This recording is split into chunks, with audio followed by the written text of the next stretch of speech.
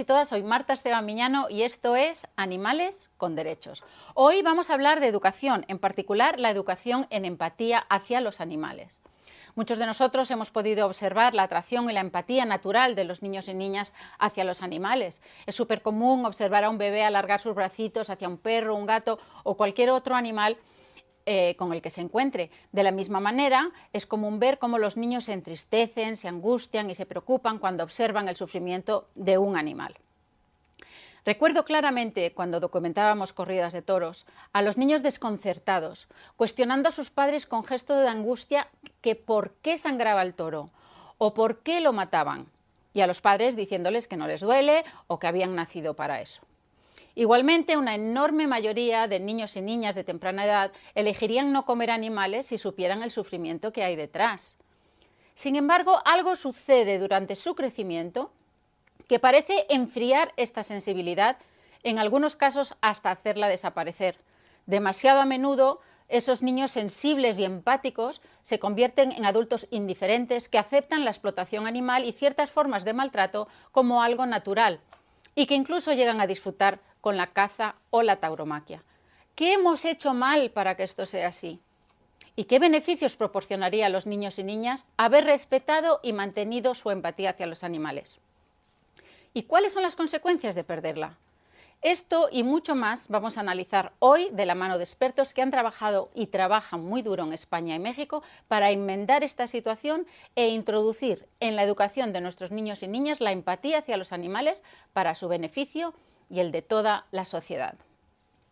Así que, bueno, pues vamos a dar la bienvenida a Maribí, Elidet y Chema, que voy a pedir que os presentéis, que nadie se va a presentar. Además, tú cuando te pregunté cómo querías que te presentara, me hiciste una descripción que me encantó. Tú, Maribí, eres licenciada en Psicología y psicóloga municipal y escolar. ¿Pero cómo te definiste cuando te lo pregunté? Bueno, pues como integrante de una familia multiespecie, prioritariamente, en la que vivimos procurando el bienestar de unos hacia otros, y personas con un activismo por los derechos de los animales, porque eso también comporta los derechos para las personas. Es lo de una sola salud para todos. Muy bien, muchísimas gracias. Tenemos a una invitada súper especial que es Elidet Fernández. Elidet Fernández es fotodocumentalista, ¿cierto? Es miembro del Movimiento Consciencia y cofundadora de la Red de Artistas e Intelectuales por la Abolición de la Tauromaquia. Pero además, Eli ha ganado muchísimos premios y ha hecho algo increíble, que es llevar los derechos de los animales a los certámenes fotográficos. Hasta entonces eso no era posible. Cuéntanos muy breve qué ha sido ese gran paso que has dado. Bueno, uno de mis grandes objetivos es crear un género fotográfico que no existe en el mundo. Se está consolidando con mi trabajo fotodocumentalista y espero que cada año y que se replique en todas partes por los derechos de los animales y contra la violencia. Siempre que hablamos de derechos de animales, siempre los metemos en el tema de naturaleza, ecología, medio ambiente. No, este certamen a nivel América Latina, y parece que se va a sumar España, va a ser por los derechos de los animales y contra la violencia. Aún así, a pesar de no existir este género, sus fotos son tan increíbles y han ganado tantos premios que ha sido portada de revistas como Cuarto Oscuro, con imágenes increíbles. Ha expuesto, ¿dónde expusiste que es, digamos, el centro más importante cultural en México? Sí, yo creo que de las exposiciones más representativas fue mi exposición en el 2002, en junio, en el Complejo Cultural Los Pinos, que era la Casa de los Presidentes de México, hoy es la Casa del Pueblo, donde asisten miles y miles de personas primarias, secundarias, de todos los niveles básicos. Me dieron una exposición ahí, la Secretaría de Cultura, cuando le enseñé mi libro, un libro que me publicaron por Artes de México en el 2018, y me dieron la casa principal, 2 salas, 50 fotos de un formato medio, pero sobre todo lo más interesante es que llevaban a escuelas y los niños me preguntaban, mis fotos son en blanco y negro, lo que menos me importa es la sangre, es la mirada del animal que están torturando. Aquí os estamos poniendo algunas de sus fotografías, como veréis son muy duras, y para hacerlas Elidet se ha tenido que jugar la vida. Pero hoy Elidet nos va a hablar además de otros logros en el campo de la educación. Y tenemos a Chema Lera, maestro, integrante también de la organización PRODA, de la que vamos a hablar ahora. ¿Cómo te gusta a ti presentarte? Fácilmente, maestro, o sea, soy maestro. Yo creo que tengo la profesión más bonita del mundo, entonces tampoco hace falta mucho más, maestro. Chema nos ha deleitado en redes con los dibujos que sus alumnos han hecho y con la metodología que él tiene para inculcar para que no se pierda la empatía de los niños con los animales, y ahora lo vamos a ir analizando. Primero me gustaría que me contarais cómo nació PRODA. Es una asociación sin ánimo de lucro. ¿Cuál es su objetivo principal y por qué la creasteis? ¿Cuál fue la motivación para crearla? Nos dimos cuenta de que dentro del activismo animalista era necesario el que nos diésemos cuenta de que el mundo de la educación es el que realmente va a lograr cambios sociales. De esa manera, mucha gente que éramos docentes y somos docentes, trabajamos en la escuela, trabajamos en secundaria, en primaria, en todos los niveles educativos, vimos que no solo era por abogar por los derechos de los animales, sino también por aumentar los niveles de inteligencia emocional en el alumnado. Y aumentar, importantísimo, y aumentar su nivel de desarrollo moral. Eso sí que hará que una sociedad cambie, no solo de cara a los animales no humanos, sino también de cara a los animales humanos, porque todo va en consonancia. Entonces, así nació PRODA. Nos dimos cuenta de que esa era la manera. ¿Cuánto tiempo hace? Pues en el año 2000 comenzamos a mover, sí, llevamos mucho tiempo, después en 2003 ya nos constituimos como asociación. Y yo personalmente recuerdo que estaba trabajando, durante todos estos años he trabajado en un gabinete psicopedagógico municipal, tenía que trabajar herramientas de prevención y de tratamiento del bullying en la escuela, y me di cuenta de que trabajando el tema de la empatía afectiva, bueno, la cognitiva, la afectiva, la compasión y la solidaridad hacia los animales, sí lograba una prevención del bullying, sí lograba otra mirada en los niños y en las niñas. Es que realmente está todo relacionado. Si a un niño le dices que la violencia está mal, pero hacerla hacia un animal, le estás creando una excepción que el niño después puede aplicar. Pues si hay esta excepción, pues habrá también una excepción con este compañero mío, si todos los demás me aplauden, ¿no? Entonces todo esto lo vamos a ir analizando porque creo que es muy importante y todos debemos de ser activistas para educar a los más pequeños, que son los que van a ir construyendo una sociedad mejor. Tú lo llevas haciendo, Chema, desde hace muchísimos años. ¿Cuántos años llevas enseñando a los niños empatía hacia los animales? Los últimos, pues creo que empecé el 2010, que fue cuando, bueno, di el salto al activismo y rápidamente me di cuenta que veías los libros de texto y ahí había cosas que no estaban bien. ¿Cómo qué? Pues como algo tan sencillo como diferencias entre animal y humano. A mí me parece que todo lo que sea buscar diferencias te separa. Lo que sea buscar semejanzas te acerca. De hecho, el racismo se basa en las diferencias, el sexismo se basa en las diferencias y hay muchos ismos que se basan en las diferencias, el especismo también. Entonces, lo que pretendía siempre era ver en qué cosas éramos semejantes a los animales, que cuando lo hablaba con las niñas y con los niños era infinitamente más de lo que ellos mismos se pensaban. Y entonces, cuando tú ves que eso que tienes ahí delante es como tú, lo empiezas a mirar de otra manera diferente. Y de hecho, las niñas y los niños hablaban de los sentimientos de los animales muchísimo antes de que la ley lo reconociese. Bueno, que es algo obvio, no sé cómo se puede tardar tanto en hacer ese reconocimiento, pero las niñas y los niños lo tienen de un modo natural, lo ven de un modo natural.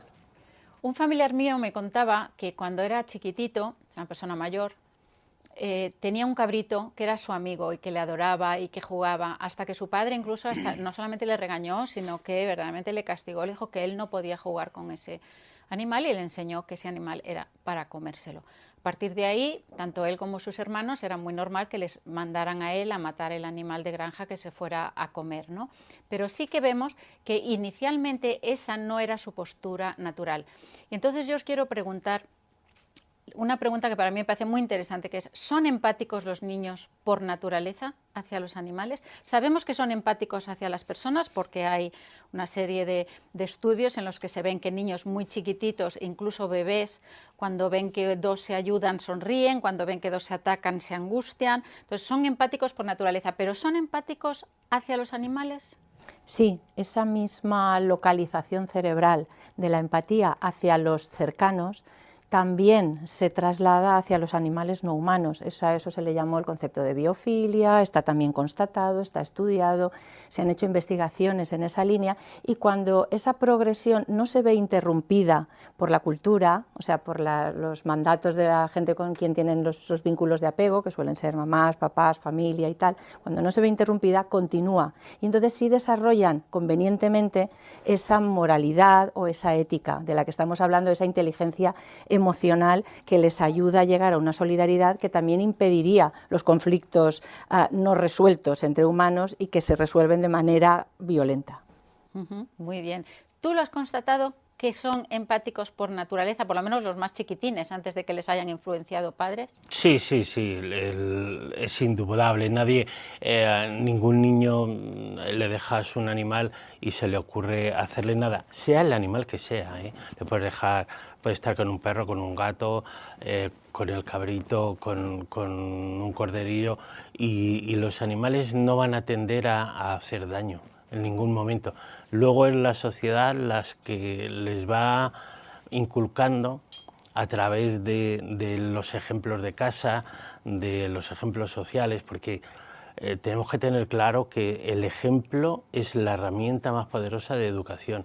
Entonces, nosotros estamos tratando de contrarrestar todos esos ejemplos violentos, que como bien decía Lidet, la empatía hacia los animales tendría que estar más en el lado de la no violencia y del pacifismo que en el lado del medio ambiente, porque lo que buscamos es erradicar esa violencia y lo que queremos generar es convivencia con animales humanos y no humanos. Así es que está todo relacionado. Eli, ¿tú cuando veías a esos niños que venían a ver tu exposición y esas fotos tan duras de animales, pues desde animales siendo asesinados a animales tristísimos en zoos, hay fotos muy duras, ¿qué reacción veías en ellos? ¿Qué podrías decir en cuanto a la empatía que puedan sentir hacia eso? Bueno, para mí de las cosas que más me llaman la atención es como si hubieran visto por primera vez un caballo, ¿no? o un toro, como si no los conocieran, porque insisto, estas eran en blanco y negro y la mayoría de las fotos están enfocadas en la mirada. Entonces yo siento que sí se llevaban a su casa eso. Me preguntaban, estaba acompañado de algunos textos para que fuera también un poco didáctico, aunque la fotografía en principio no los necesita, pero en este caso sí pedí que se pusieran esos textos, y los niños, sobre todo de secundaria, ¿no? Los chiquitos pues miraban así, estaban observando, no sé qué tanto les podía hacer el profesor. Los de secundaria me entrevistaban para sus clases para la escuela, para sus trabajos. ¿Y qué te preguntaban? Pues si yo vi mucha sangre, por ejemplo, ¿no? Y le dije, no, es que pues todos estamos acostumbrados a ver sangre, ¿no? No sé, la hemos normalizado. No, lo que hay que tratar de ver es el alma de estos animales, porque tienen alma. Entonces esas eran un poco las preguntas, Qué bueno, ¿no? fíjate qué labor tan importante, ¿no? Gracias a esa... Sí, yo creo que se llevaron muchos, porque además ahí se crearon muchas complicidades, tanto con los niños, con la gente que iba, con los despistados que se acercaban, pero también con autoridades. Hay muchas autoridades que a partir de ahí cambió su visión. Por ejemplo, la secretaria de Educación, que inauguró la exposición, que estuvo viendo cosas que ella no había visto nunca, ¿no? Por ejemplo, fotos de charrería, que bueno, pues nosotros lo que vemos en la charrería son cosas, la propia tauromaquia, lo que llegamos a ver. La charrería es una especie de rodeo que es lo más popular que hay ahí en México. Y que bueno, o las propias peleas de gallos, ¿no? O sea, nosotros hemos visto, y sí, claro que son a veces muy estético eso, sin duda, eso nadie lo quita, pero bueno, por ejemplo, mi ensayo de charrería es el verdadero rostro de la charrería o el verdadero rostro de la tauromaquia, ¿no? Claro, se pueden sacar fotos maravillosas y muy estéticas, y me gustan incluso, ¿no? De algunos fotógrafos taurinos, pero ¿qué hay detrás de eso? Es otro asunto. Y realmente hay distintos estudios que certifican esto. Por ejemplo, el estudio Niños y Animales de Affinity dice que el 94% de los niños se siente mejor con un animal de compañía cerca. El 90% dedicaría parte de su tiempo a cuidar un animal, y el 80% renunciaría a un juguete para que su mascota tuviera uno, y el 75% se levantarían temprano para sacarlo a pasear, modificarían sus vacaciones.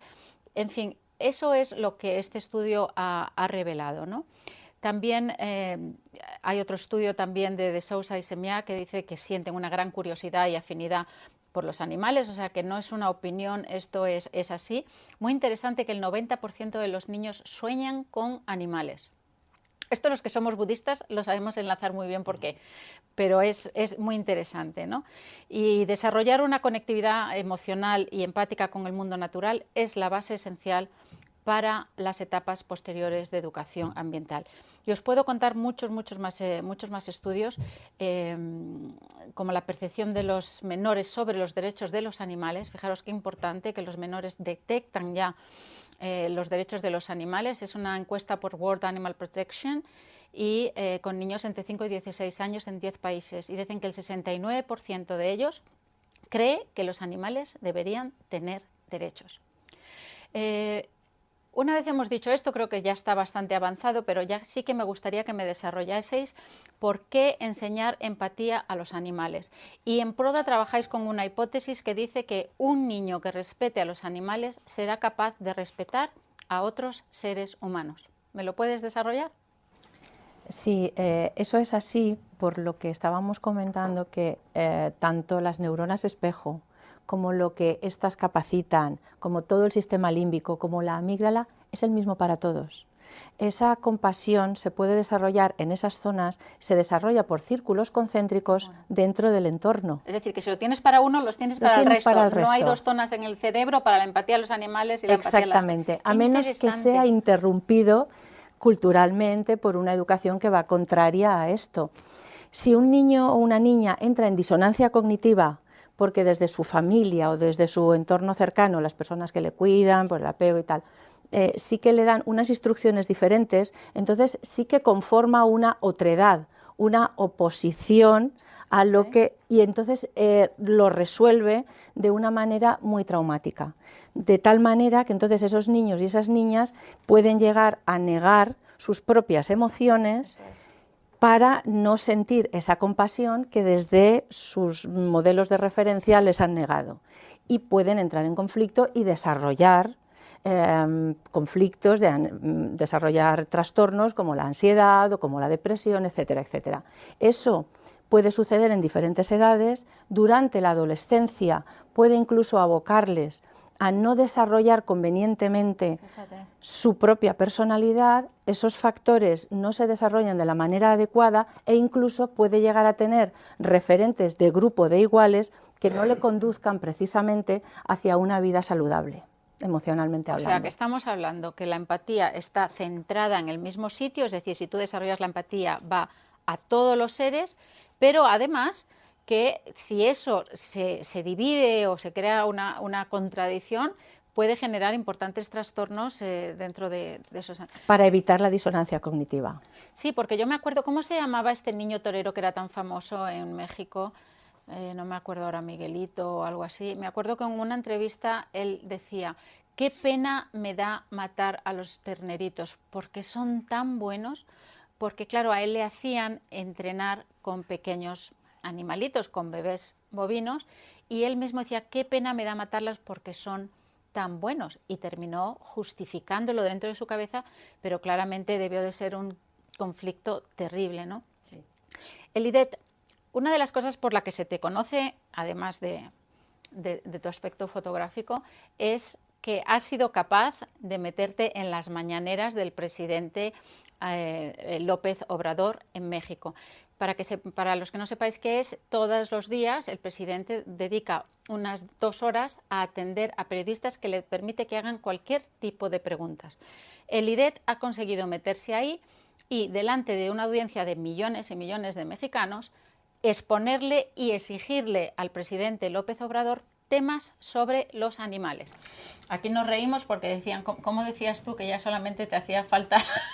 No, bueno, la verdad es que el presidente me ha sabido escuchar, eso es importante hasta ahorita. Yo creo que te ha cogido cariño, ¿no? Y todo eso empezó porque tú le entregaste, le hiciste una foto con... Cuéntanos la historia. Bueno, yo en el 2014, o sea, desde el 2012 que estoy muy cerca de la abolición, hicimos un cartel antitaurino, incluso por ahí les regalé un logo, el de No Más. Ahora os ponemos la foto para que lo veáis. Entonces estuve persiguiendo, pues en ese entonces, a todos los políticos que encontré, a López Obrador, que era oposición y era candidato, pues yo nunca pude conseguirle la foto antitaurina hasta el 2014. Me costó un trabajo, iba con unos amigos colombianos, le di un libro a Petro incluso.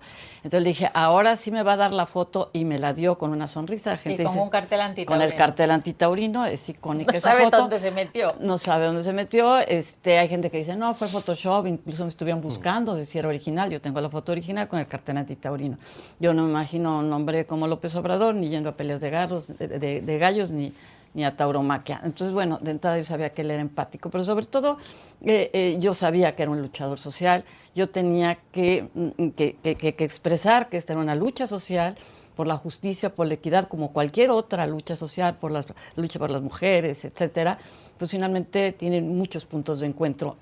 Entonces, si yo le planteaba este tema como una lucha social, pues él no podía cerrarse, porque, y además, sobre todo, ¿no?, que él siempre ha dicho no hay que claudicar. Entonces, de pronto me lo reencuentro años después, del 2014, me reconoce como la persona que le tomó la foto. Entonces se da cuenta que pues estoy ahí por una lucha seria, ¿no?, de principios, y no por una moda.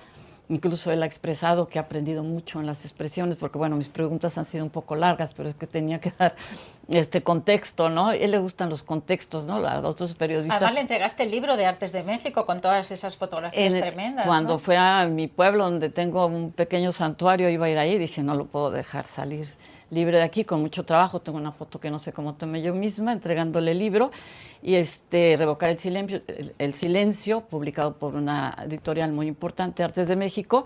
Y entonces cuando ve el libro, incluso volteé a ver, me hace así, o sea, sí me reconoce como la persona que años antes le había tomado la foto antitaurina, y creo que eso lo valoró. Me costó trabajo entrar a las mañaneras, no fue fácil, porque, bueno, soy fotodocumentalista, soy fotoperiodista, bueno, he tenido trabajo de los dos, soy más fotodocumentalista, pero ahí es de periodistas. Después de un año lo logré y, insisto, le he dado mucho contexto porque es un tema que se desconoce, porque si hay un tema actual, pues todo el mundo sabe de qué se trata y nomás es la pregunta. Aquí he tenido que dar contexto. Ok, y una de las cosas fue qué pasó con el pavo o el guajolote, como le llamáis en México, que alguien le regaló a López Obrador un pavo y tú dijiste que te lo diera, ¿no? Así fue mi entrada en la mañanera, para un poco convencer ya definitivamente a los de comunicación social, que era, tenía la problemática, el presidente, un pavo, un guajolote que le habían regalado en el estado de Oaxaca, y ahí traía en su coche el guajolote y no sabía qué hacer con él, y pues el guajolote vivía en los jardines de Palacio, ¿no? Pero pues era vísperas de Navidad, él ya lo iba a regalar, evidentemente para la cena, ¿verdad? Entonces, pues, insisto, hay mucha gente empática a los animales que no está dentro del movimiento, y había gente cercana a él que me dijo, ¿qué vamos a hacer? ¿Se va a comer el pavo? ¿Lo va a regalar? Le dije, déjame pedírselo. Entonces, esa fue mi entrada, ¿no? Pues ahí tenéis la foto del guajolote como felicitación de Navidad. Y todavía sigue vivo y gluteando. Ya va a ser 3 años que está el guajolote en el santuario de Sícaro. Perfecto, ahora entraremos más en las cosas que le planteaste al presidente. Pero sí me gustaría, Chema, tú lo experimentas en la clase, ¿cómo podrías tú definir los beneficios de enseñarles empatía hacia los animales?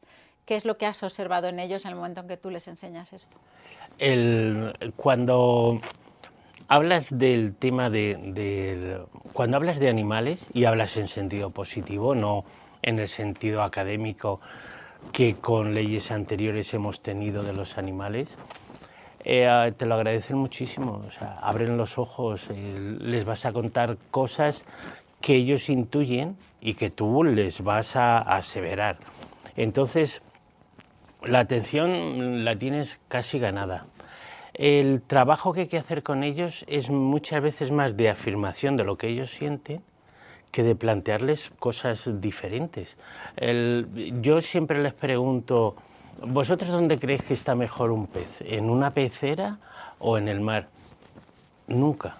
De los miles de niñas y niños me han dicho que en una pecera.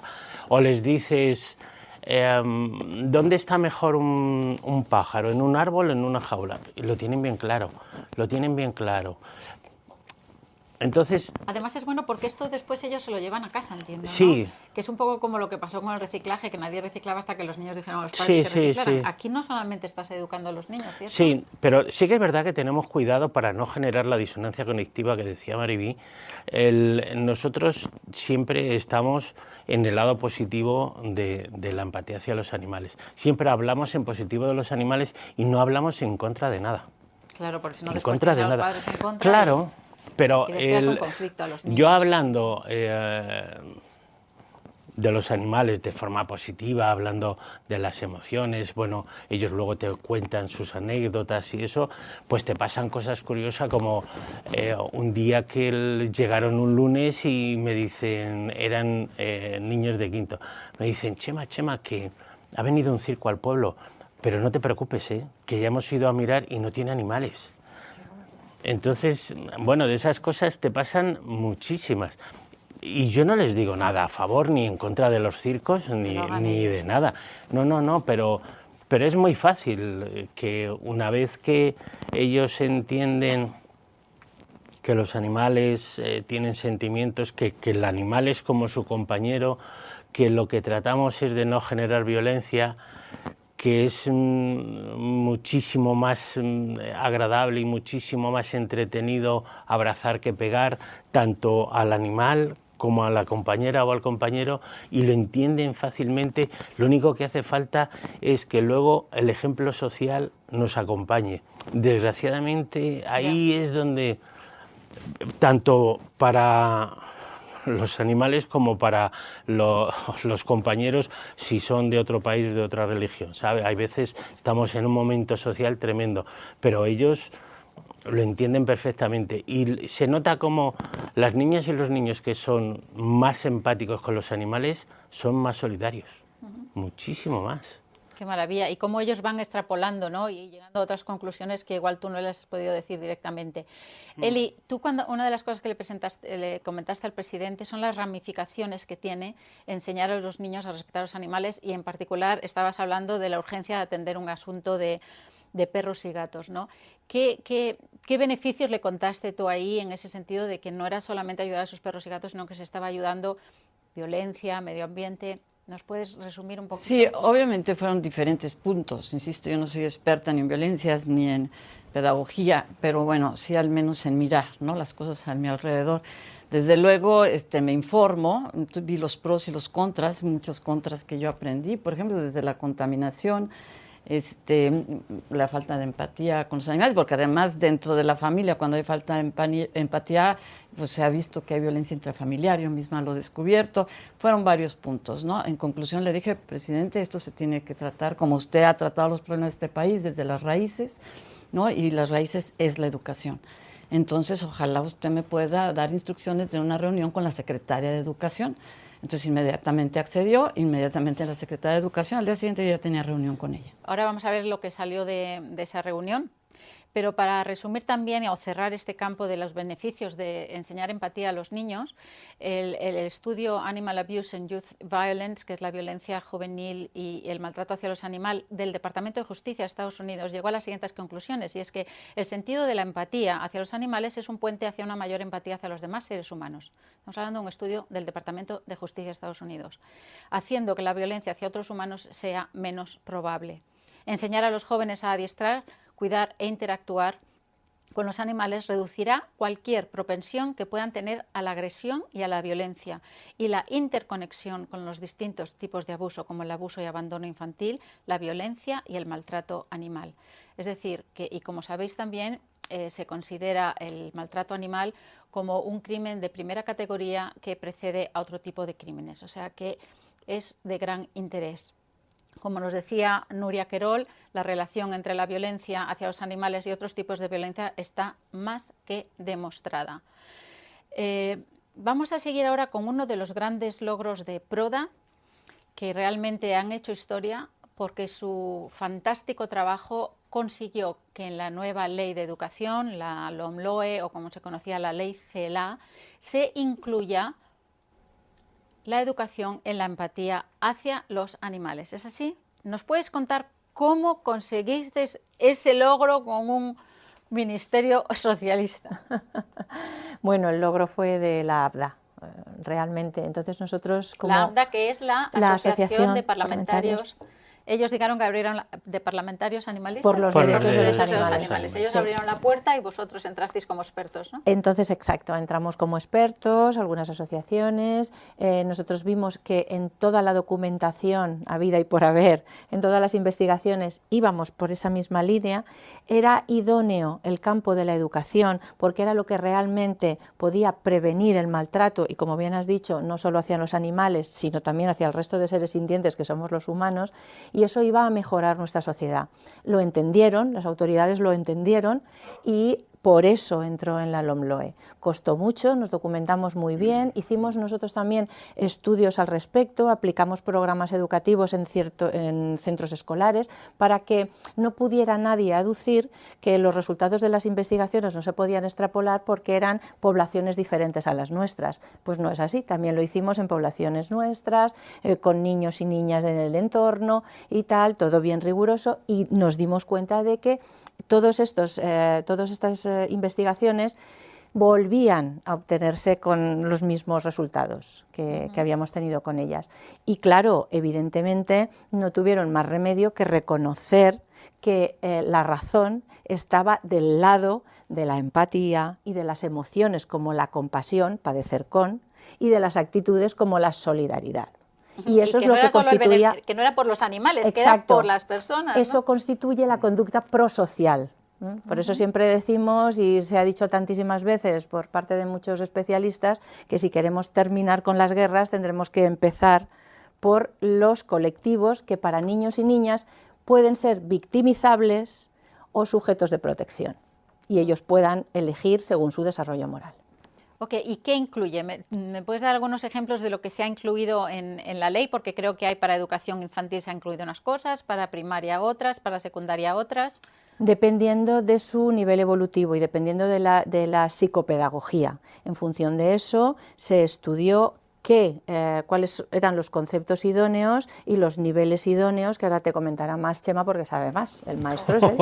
Ahora vamos a ello, pero leo que, por ejemplo, sí. Se incluye que, entre comillas, el respeto se incluye la formación en valores que propicien el respeto hacia los seres vivos y los derechos de los animales, que en educación infantil se incluye el descubrimiento del entorno y de los seres vivos y el uso de la empatía en relación con la resolución pacífica y la evitación de la violencia.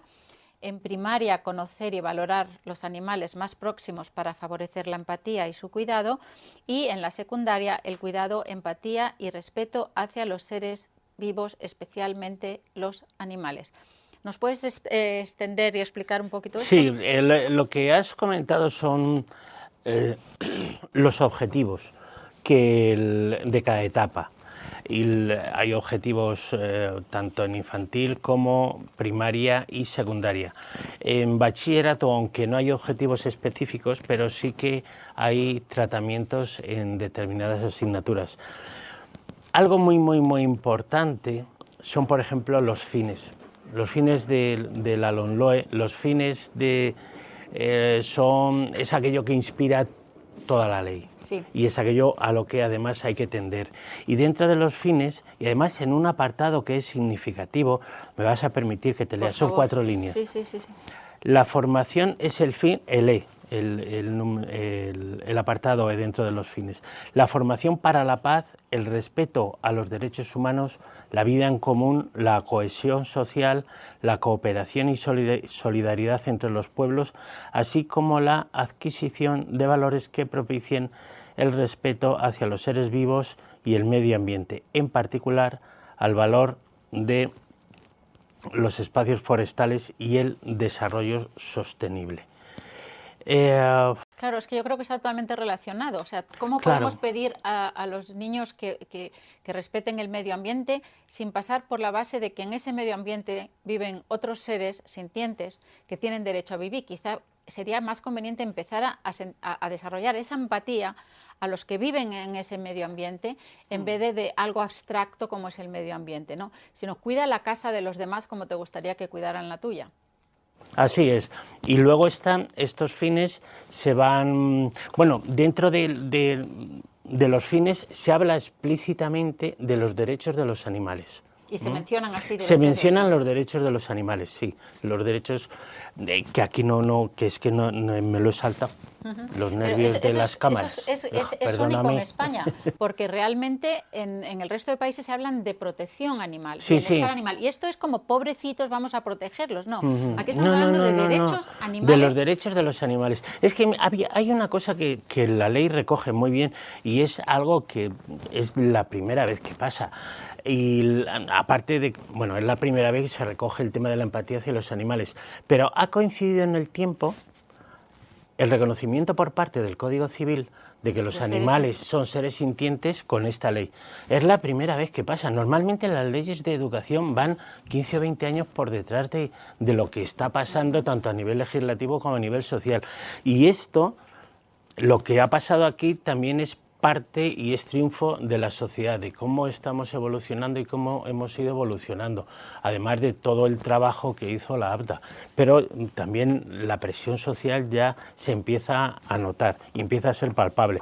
Y por eso tenemos objetivos en primaria, en secundaria. Hay, por ejemplo, conocimiento del medio natural y social, se habla del maltrato animal y su prevención. Pues eso esto era inimaginable antes. Pues ahora, después entramos más en lo que es la implementación de todo esto. Pues si quieres luego sí, hablamos un poquito más, porque ahora ya se habla del tema de la empatía hacia los animales desde la ciencia, porque está recogido en la biología. O sea, en la asignatura de biología de secundaria se habla de estos temas. Y esto ya no es una creencia, ya no es cosa de cuatro, esto es ciencia. Pura ciencia. Claro que sí. Bueno, pues ahora vamos a volver a México. Elide, tú nos contaste que gracias a que tú le hiciste esa pregunta al presidente, allí mismo indicó que debías reunirte con la Secretaría de Educación, que para que lo entendáis, la Secretaría es como el Ministerio, es como que ahí le dice vete a ver al Ministro de Educación, ¿no? A un animalista. Esas son las cosas que logra esa señora que tenemos aquí. Y te reuniste con Delfina varias veces y como consecuencia tú también conseguiste algo increíble, y es que en México se incluyese en el segundo año de primaria, en el libro de la Secretaría de Educación Pública, 10 hojas sobre los perros en situación de calle. Y cuéntanos un poquito más de eso y os pondremos aquí unas imágenes de ese libro. Bueno, como he dicho y sigo diciéndolo siempre, lo que opino es como fotodocumentalista. Y cuando estoy en un tema que no domino, evidentemente busco quien lo domine. Entonces, gracias a ti conocí a Chema, a Maribí, obviamente pedí opinión, asesoría, he aprendido mucho de ellos, de otras personas, pues para poder llegar a la reunión siquiera cómo expresar las cosas, ¿no? Porque pues expresarlas diferente. Y bueno, he aprendido mucho al respecto. Entonces, bueno, pues les motivó, se habló con la directora de la currícula escolar, empezaron a meter en la currícula escolar el tema. Desafortunadamente tuvo que salir la maestra Delfina porque fue candidata para un estado para gobernar, pero entró otra secretaria de Educación, la maestra Leticia Ramírez, que igualmente empática, le empezó a dar también continuidad a las pláticas.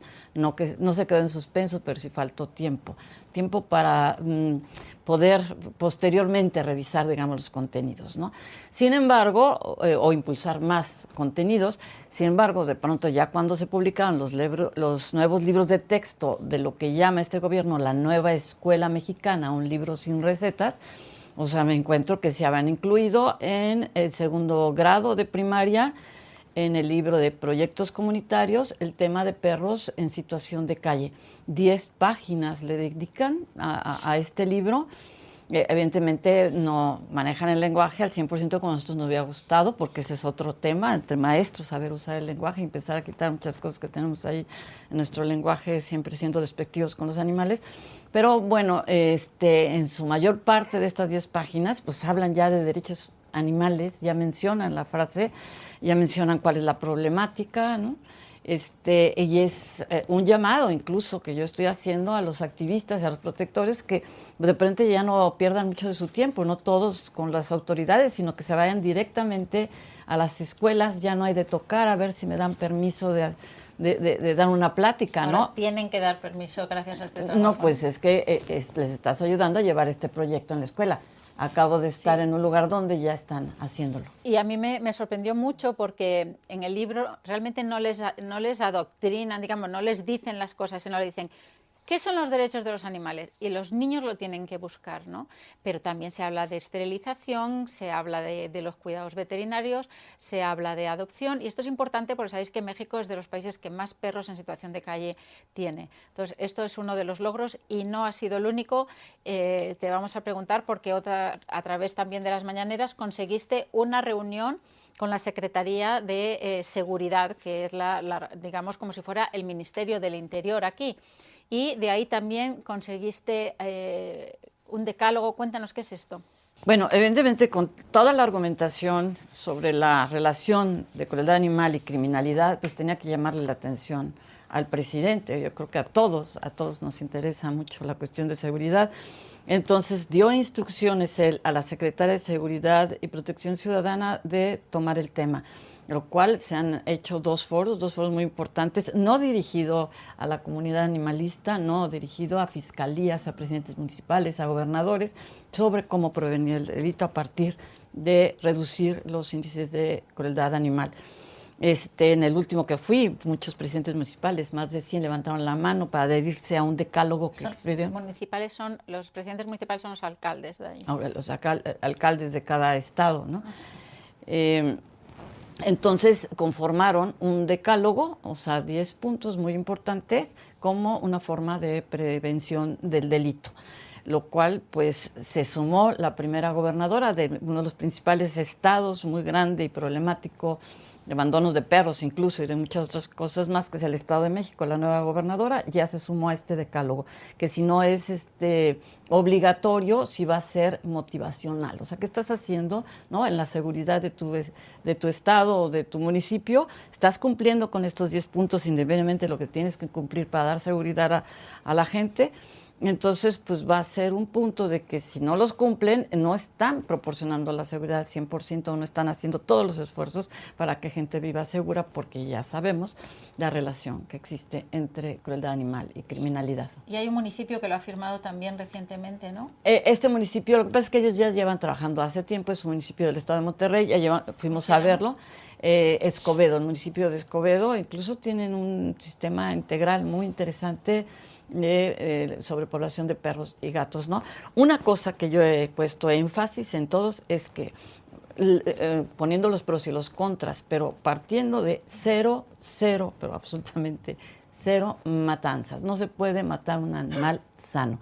La exterminación daña los valores de una sociedad y entonces todo lo que hagamos no será funcional. Pero creo que aquí hay una vía que no hemos explorado en España, es el Ministerio de Interior. Y que el Ministerio de Interior sea el que aplique un decálogo contra el maltrato animal, ya que eso lleva a otro tipo de problemas de violencia y de inseguridad ciudadana. Me parece súper interesante.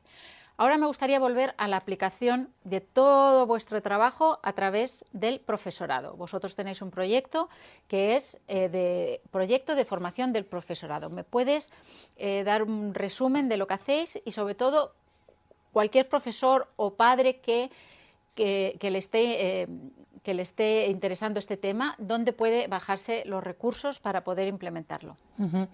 Cuando comenzamos tiempo atrás a desarrollar actividades, a desarrollar ciertos programas temporalizados y aplicarlos en las aulas, nos dimos cuenta de que podríamos llegar de una manera limitada al alumnado. Sin embargo, formando al profesorado, sobre todo en primer lugar, en primera etapa, al profesorado motivado, podríamos lograr más resultados, podríamos lograr más feedback y podríamos lograr mucha más claridad en la elaboración de los recursos educativos. Entonces comenzamos a hacerlo por medio de los centros de formación del profesorado. En la Comunidad Valenciana, que es donde lo comenzamos, se llaman CEFIRES, en otros sitios, centros de formación del profesorado, según la comunidad autónoma, y entonces bastantes compañeros y compañeras empezaron a formarse en esta línea. Después nos iban dando feedback.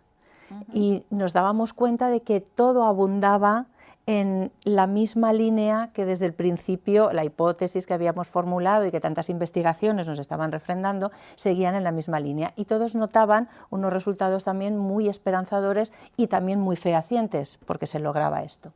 A partir de entonces ya lo que pretendíamos era hacerlo llegar a más número de compañeros y compañeras docentes, y lo que hicimos en último extremo fue hablar con una de nuestras compañeras integrantes de Proda también, entre otros, que es Nuria Máximo Bocanegra. Ella dirige la cátedra Animales y Sociedad de la Universidad Rey Juan Carlos. Y entonces hemos puesto las actividades, los recursos, programaciones, formación para el profesorado también desde el punto de vista de justificación teórica, justificación legislativa, todo muy orientado al docente y a la docente. Y allí se puede encontrar una organización con la que pueden aplicarlo directamente en el aula y o formar al resto de compañeros y compañeras del claustro para que a su vez, de manera con una progresión geométrica, puedan dotarse de todas esas herramientas tan útiles para mejorar esa inteligencia emocional de los niños y las niñas y su motivación por el aprendizaje e incluso sus niveles cognitivos. Ok, y podemos poner aquí en el texto descriptivo de hoy fuentes donde pueden encontrar esa información, incluso los cursos, sí. Y lo vais a encontrar aquí debajo para que aquellos que tengáis interés, y pueden acceder, entiendo, también a los recursos padres, ¿o no? Sí, pero por medio de los docentes, porque también tenemos ahí colgados recursos y tal que padres, madres y familias pueden utilizar para mejorar por medio de esta herramienta toda la vida emocional de los niños y las niñas, que es tan importante como la cognitiva. Pues sí, nosotros animamos a esos padres y a esas madres que acudan a esos recursos, porque ya sabéis que enseñar empatía hacia los animales es enseñar empatía hacia todos los seres. Chema, tú lo has puesto en práctica, tú lo has implementado. Sí. ¿Nos puedes contar muy resumidamente metodología, cómo lo implementas? Sí, dos cosillas. El banco de recursos que está en la cátedra, si entran en biblioteca, allí lo tienen, y lo tienen y Pues es lo ponemos accesible. el enlace aquí abajo. Y luego una cosa importante, los derechos de los animales entran dentro de los fines en un apartado que se habla de formación para la paz. Formación para la paz. Que ahondando en esto, y no nos debemos cansar nunca, que lo que estamos es tratando de trabajar en favor de conductas prosociales, en favor de la convivencia, en favor de generar unas actitudes que hagan de nuestra sociedad una sociedad mucho mejor, y siempre alejados de todo tipo de violencia.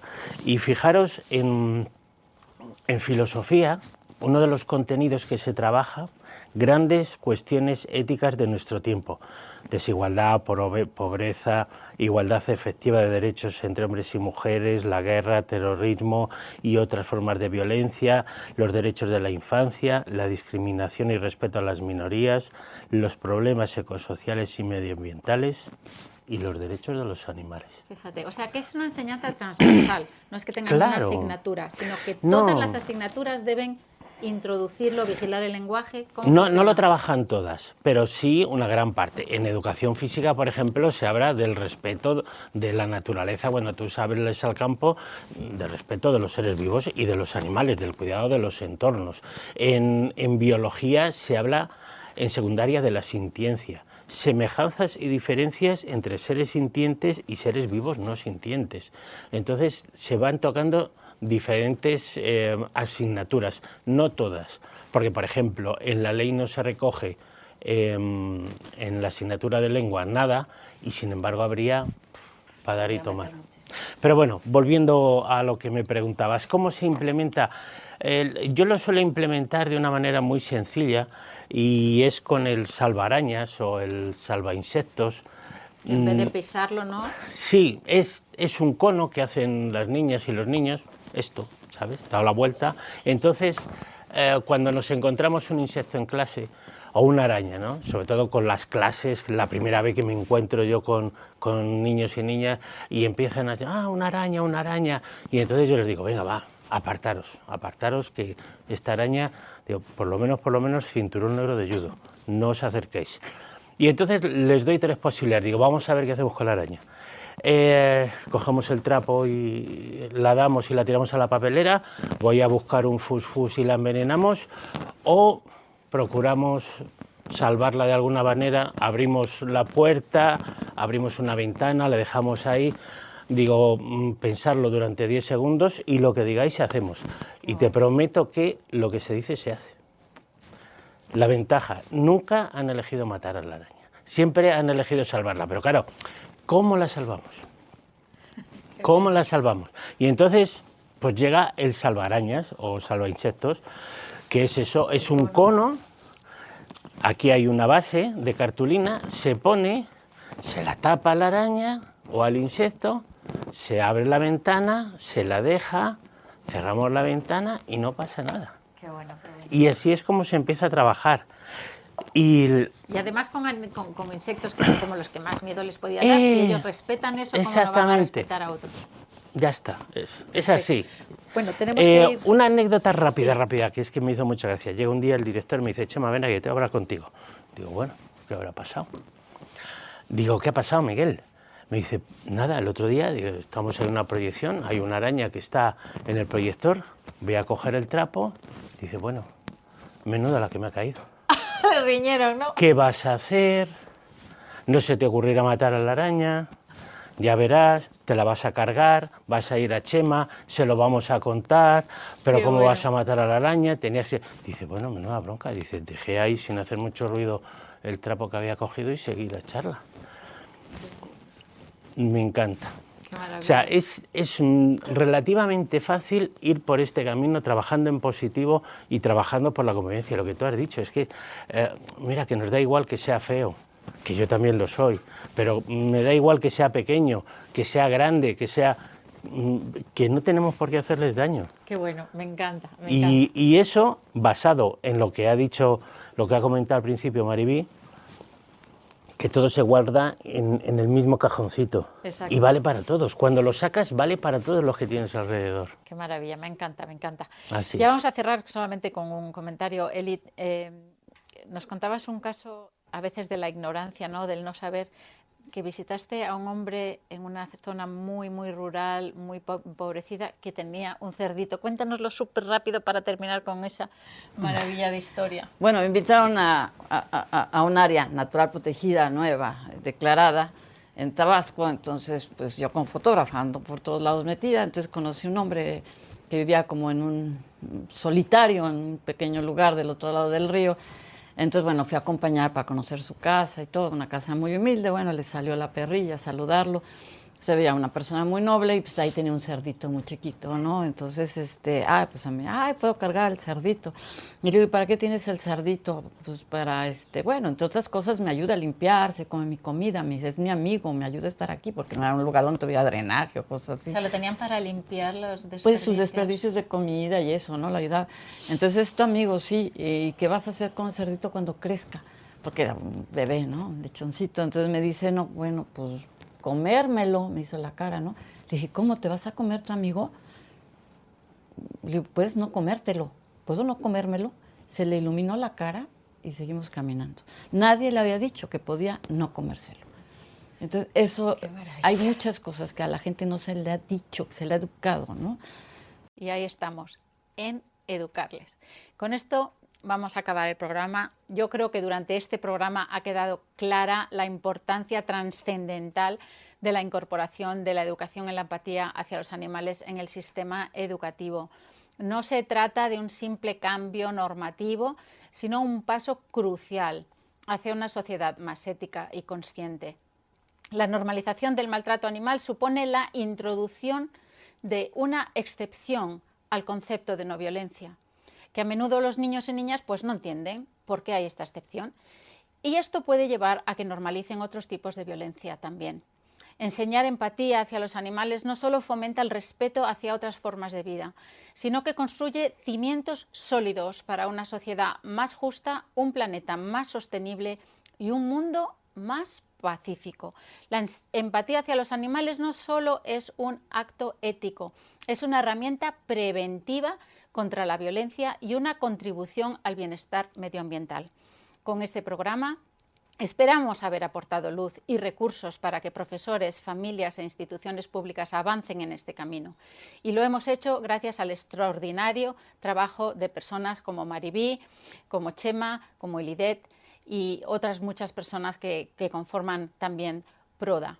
Y desde aquí mandamos un abrazo muy grande a Carmen, que sabemos que es una parte muy importante de este proyecto y que además han trabajado juntos también en México. Pero recuerda que lograr una sociedad más empática con los animales debe ser trabajo de todos y todas. Si conoces profesores, padres o instituciones a las que pueda resultar interesante, comparte este programa con ellos para que la educación en empatía hacia los animales se extienda cada vez más.